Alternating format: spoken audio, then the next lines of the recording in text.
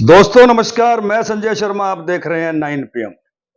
घरोंडा विधानसभा चुनाव की सुगबुगाहट, अलग अलग दलों के नेता जो है जुट गए हैं चुनाव की तैयारियों में।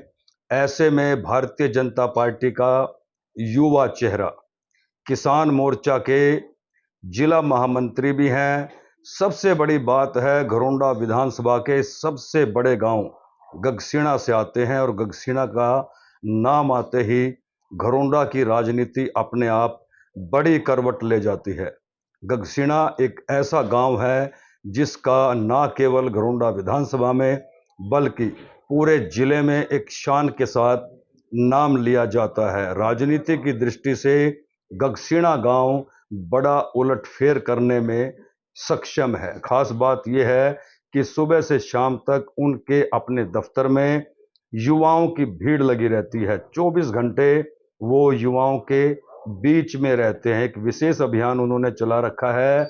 युवक युवतियों का जो जन्मदिन है वो स्वयं उनके बीच में जाकर के उनको विश करके मनाते हैं, उनके भविष्य की शुभकामनाएं उन्हें देते हैं। इसके अलावा और बहुत सारे सामाजिक कार्य उन्होंने घरोंडा विधानसभा में छेड़ रखे हैं। वो चाहे वृक्षारोपण की बात हो, चाहे युवाओं को जागरूक करने की बात हो, शिक्षा की बात हो, लगातार युवाओं के बीच में रहते हैं। भारतीय जनता पार्टी में एक बड़ा कद रखते हैं, संगठन में मजबूत पकड़ है। तो सीधे चलते हैं विनय संधू के पास और जान लेते हैं भविष्य की राजनीति को लेकर के क्या उनकी सोच है, क्या प्लानिंग कर रखी है। संधू साहब, बहुत बहुत स्वागत है आपका। जी, बड़े भाई, पहले तो बहुत बहुत आपका धन्यवाद। आपने जो अपने छोटे भाई को इतना तारीफ की, इतनी मतलब इतना आशीर्वाद दिया और इतना मुझे मोटिवेट किया उस चीज के लिए। आपने जो बताया युवाओं वाली बात, जो मेरे जो प्रोग्राम चले हुए हैं शिक्षा वाली, मैं आपको पहले तो बताना चाहूंगा। मैंने एक शिक्षा के नाते हम मैंने एक प्रोग्राम चलाया हुआ है विधानसभा के प्रत्येक सरकारी स्कूल में। जितने भी बच्चे पहली क्लास से लेके 12वीं कक्षा तक, जितने भी बच्चे फर्स्ट सेकंड और थर्ड आए हैं सरकारी स्कूल में, क्योंकि देखिए वो कहीं ना कहीं एक आर्थिक रूप से कहीं ना कहीं वो थोड़ा सा पिछड़े लगा लो या कमजोर लगा लो, तो वो ही बच्चे सरकारी स्कूल में जाते हैं। और मेरा मानना है कि जब तक हम उनके पास जाके उनको मोटिवेट नहीं करेंगे, उनके साथ नहीं बैठेंगे, अपनी बातें उनसे साझा नहीं करेंगे। अब जैसे मैं जाता हूँ तो मैं उनसे एक ही बात साझा करता हूँ कि मेरी जो स्कूल की जो पढ़ाई है, जो मैंने मेरी स्टार्टिंग हुई थी स्कूल की शिक्षा की, वो सरकारी स्कूल से ही हुई थी। तो देखिए, जब आप उनके बीच में जाके अपनापन महसूस करते हो, क्योंकि मैंने वो बचपन जिया हुआ है, तो मुझे वो अपनापन वहां जाके मुझे फील होता है, मुझे बड़ा अच्छा लगता है। और कई बार मैं भावुक भी हो जाता हूँ वो चीजें देख के कि आज मतलब वहाँ उन स्कूलों में खेल के बड़े हुए हैं, और आज उन स्कूलों से उठ के आज वहाँ उनके बीच में एक मतलब स्टेज पे खड़े होने का मौका मिलता है। तो फिर चलो, परमात्मा का आशीर्वाद है, भगवान का आशीर्वाद है कि मुझे उस लायक बनाया। लेकिन मेरी सोच सबसे पहले एक ही है कि अगर मुझे भगवान ने उस लायक बनाया या मुझे चुना है, तो मैं उस नाते से मैं कभी उनके काम आ सकूं, उनके बीच में रह सकूं। मेरी यही प्राथमिकता है। देखिए, जहां से शुरुआत की थी जीरो से, और आज यहाँ तक का जो सफर है जिला महामंत्री तक का, मैं सबसे पहले तो ऋणी हूँ इस पार्टी का, भारतीय जनता पार्टी का। मैं सदैव ऋणी रहूंगा कि एक मध्यम परिवार के बच्चे को एक राजनीति में जीरो से उठ के, एक मान लो मंडल सचिव से लेके, एक कार्यकर्ता से लेके, छोटे से कार्यकर्ता से, और आज किसान मोर्चे के जिला के महामंत्री के पद तक जो मुझे मान सम्मान दिया इस पार्टी ने, मैं इस पार्टी का कर्ज जितनी मर्जी मेहनत कर लूं शायद ही चुका पाऊंगा। चुनाव नजदीक आ रहे हैं, सुगबुगाहट है कि आप भी चुनाव की तैयारी कर रहे हो। देखिए, शुभ उघाड़ तो क्या है बड़े भाई, जब आदमी एक लाइन में मेहनत करता है, तो ये तो देखो, या तो मेरी मेहनत की चर्चा है, ठीक है। मैंने आज तक कभी किसी इंटरव्यू में ये नहीं कहा कि मैं चुनाव लड़ूंगा, ठीक है। देखिए, ये तो जब मेहनत कर रहा हूँ, पता नहीं तो ये परमात्मा ने देखना है, या फिर ये विधानसभा की आवाज है, या फिर युवाओं की आवाज है, या फिर वो चाहते हैं, मुझे नहीं पता क्या है, ठीक है। मैं सच्ची बता रहा हूँ, मेरे लिए आज भी सपने जैसा है।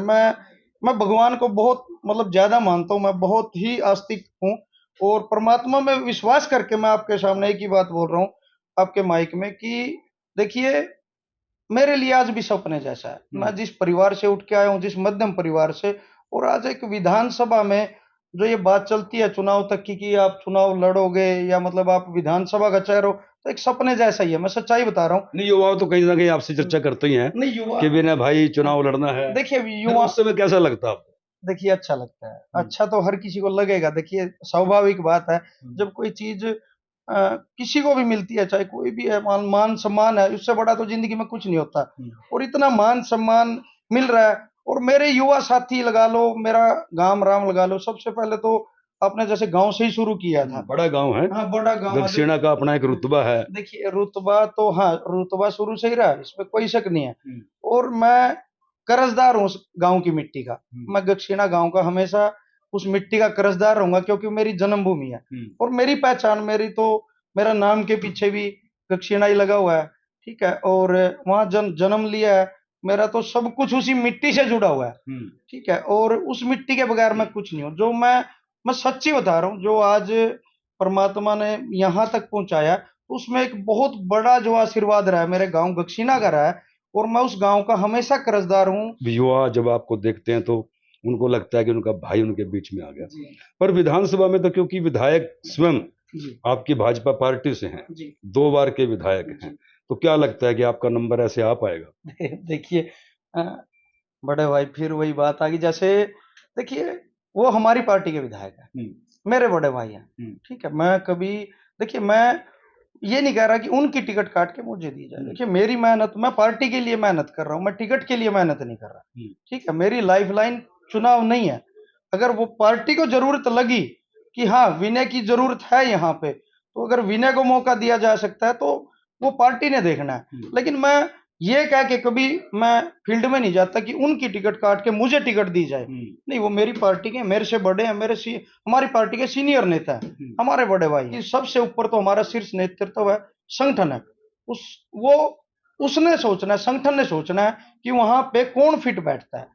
जब संगठन का निर्देश आएगा तो यहाँ विनय चर्चा ये भी चल रही है कि हो सकता है कि विधायक जी को लोकसभा में भेजा जाए, लोकसभा का चुनाव लड़वाया जाए, तो फिर घरौंडा विधानसभा में तो फिर तो नंबर हो सकता है कि आपका बढ़ जाए। देखिए पता है क्या है बड़े भाई, फिर वही बात आ जाती है। देखिए मैं तो एक पार्टी का छोटा सा सिपाही हूँ, ये तो संगठन ने तय करना होता किसको कहाँ, अब वो लोकसभा लड़ेंगे या विधानसभा लड़ेंगे या पार्टी किसको कहाँ लड़वाएगी, तो वो शीर्ष नेतृत्व ने देखना होता है। देखिए एक पार्टी का सच्चा सिपाही होने के नाते मेरा सबसे पहले फर्ज क्या है कि हमारी सरकार कैसे आ सकती है, मैं पार्टी को कैसे मजबूत कर सकता हूँ। घरौंडा विधानसभा में लगा लो, या देखिए मैं जैसे जिले का महामंत्री हूँ, मैं किसान मोर्चे का जिले का महामंत्री हूँ, तो मेरे पास जो मुझे जो दिया गया पार्टी ने, वो 5 विधानसभा का दिया है। कोई अकेला पर्टिकुलर घरौंडा नहीं है, वो तो चलो मेरा ये लगा लो कि मेरा घर क्षेत्र, हाँ मेरी विधानसभा है, तो इसलिए वो थोड़ा ज्यादा मेरा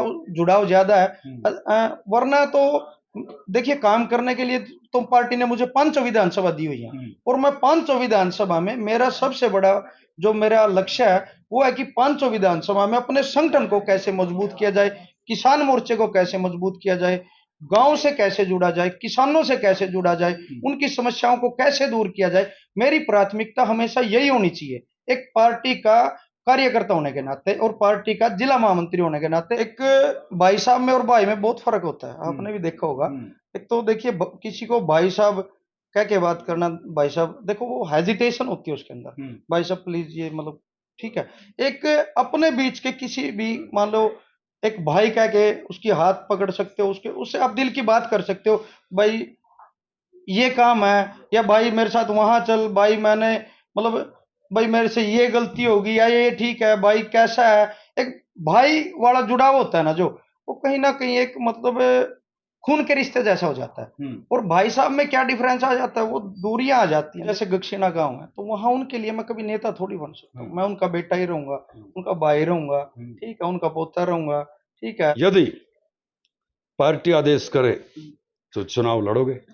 देखिए पार्टी आदेश करेगी, पार्टी के लिए मैंने अभी वही बताया ना, पार्टी तो अगर आदेश करेगी कि विनय ने तो यहाँ पे किसी प्रोग्राम में दरियां बिछानी है, तो विनय तो दरियां भी बिछाएगा। मैं कभी है ना, मैं कभी खुद को बड़ा नेता नहीं समझता, ठीक है। मैं खुद को आज भी पार्टी का कार्यकर्ता समझता हूँ। अगर पार्टी को लगा कि हाँ विनय को चुनाव लड़ाना लड़ाना पड़ेगा या लड़ाना है या लड़ा सकते हैं, तो उस मेरा शीर्ष नेतृत्व तय करेगा। मैं तो मैं जरूर लड़ूंगा और पूरी ताकत के साथ लड़ूंगा।